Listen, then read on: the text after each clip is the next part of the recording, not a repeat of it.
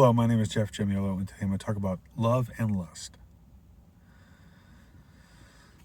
Very odd combination, but let's see. A definition for love.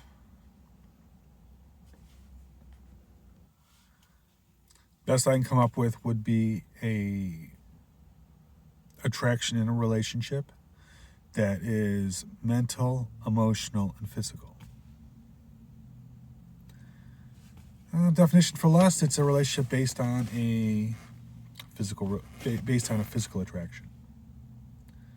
I'll be honest with you, I don't think I've ever heard of anyone that had a lust with a emotional or a mental attraction. So that's why I've never. There could probably be some people out there. I just don't know who they are. So if we look at the contrast in that, and we say, well, clearly one involves the mind, and the other one involves emotion. The other one involves additional things like emotions, and the mental processes.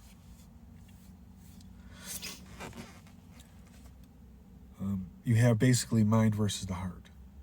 The mind controls the lustful aspects and the mental aspect. Mentally, for you to be in a successful relationship with another opposite of species, I guess, or same species, doesn't really matter. You have to have some sort of attraction there. And the attraction has to be mental. If it's going to last any period of time, it has to be mental. Emotional, yeah. Physical, Because here's what's kind of odd. Because in the spiritual side of the fence, love is more of a mental thing than anything else. It's not really physical. It's not really emotional. You hear them talk about unconditional love. There's no conditions. I just love you. There's no emotions in that. It's just, they're not supposed to be.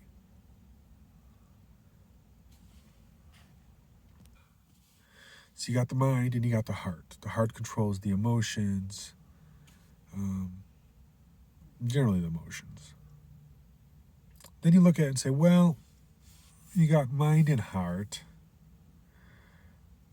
Well, the devil controls the mind, and God controls the heart. So, interesting. So you have the devil versus God. So you have lust is the devil, which they're pretty clear in it in the Bible. Anything of the heart actually is from God. I can see that.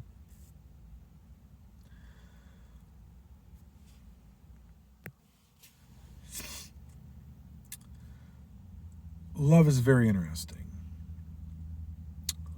From a godly perspective, so we're back to the unconditional love. Unconditional love,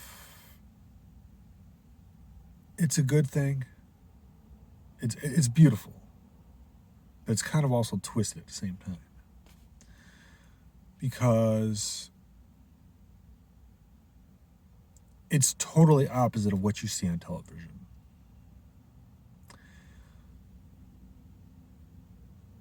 Love is when someone's having a bad day, just basically give them a hug.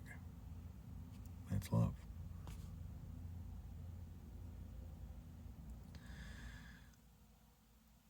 Love is when someone, your spouse or whatever it may be, drank too much and they're throwing up all over the place. It's holding their hair while they're throwing up. As gross as that sounds, that's love. Not saying a word. Because, you kind of been there. Lust is more animalistic, I guess you could say. I just want to go over and have sex with that person right there. There's no real bonds. Nothing.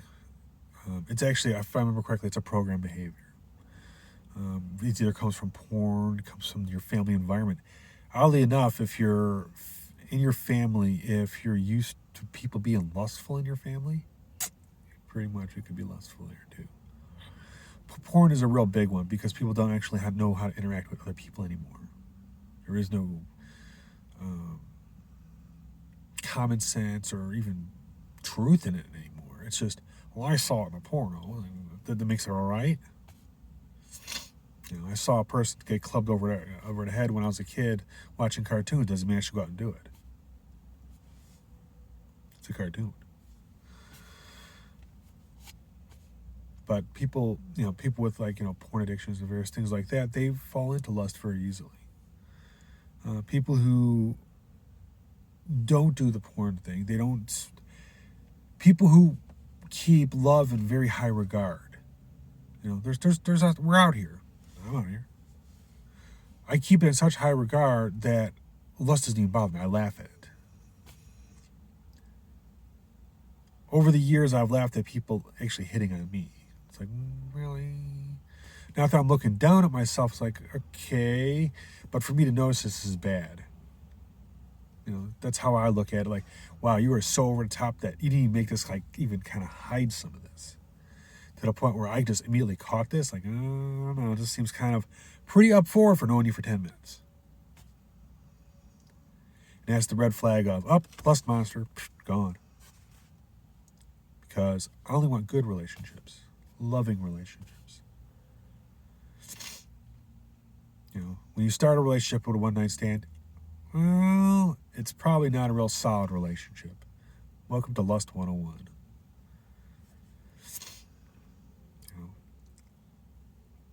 I'm very different than my brother. My brother actually,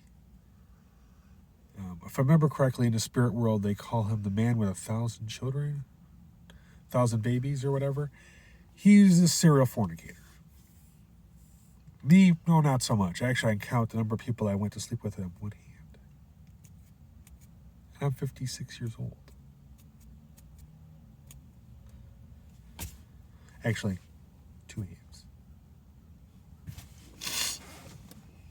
Sorry, I lied for a minute.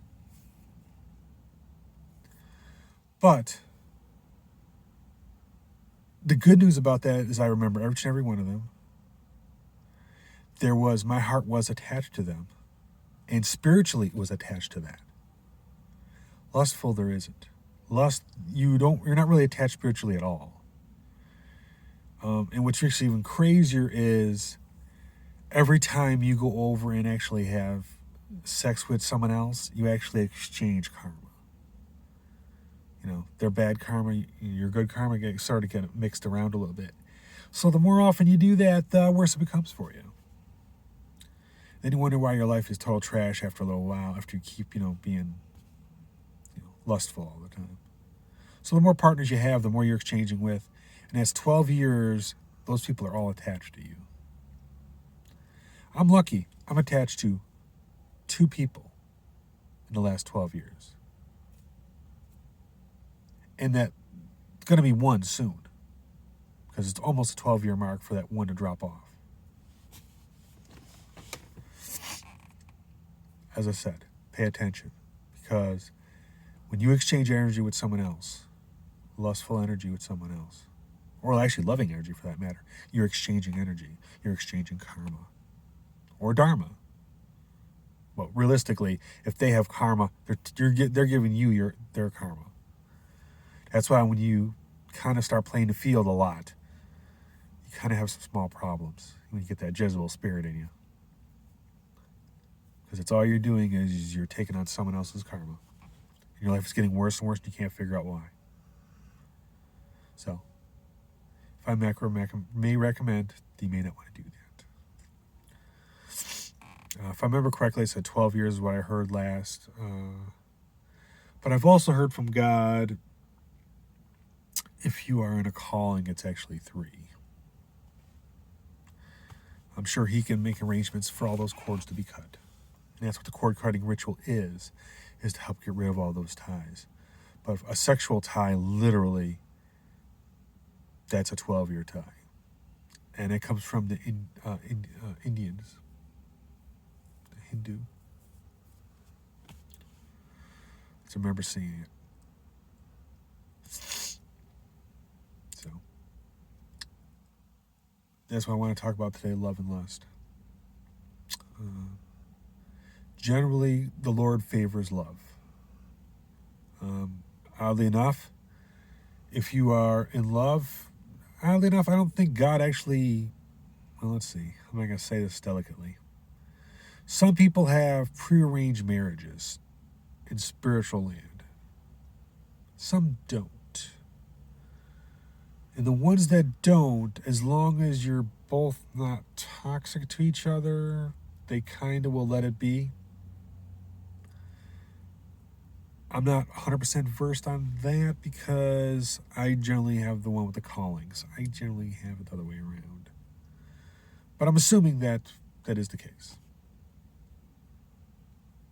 That there are normal relationships out there.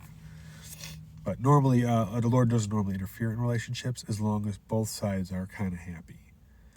It's when both sides are not happy or one side's happy and one's not, you can expect a torching. And it usually comes from your ancestors, too. They'll torch your relationship in a heartbeat. And I'll be honest with you, that's actually a good thing. As much as you think it's terrible, it's actually a good thing. It's actually telling you need to go to a different relationship. Just like when people keep clinging back to you, like you break up with them or you never kind of break up with them, but you're never kind of together either, you need to get rid of those relationships completely. The way it was explained to me is you only got so many spots in your heart to have people. Let's say 5 people you can love. Think of it that way. I can only love 5 people.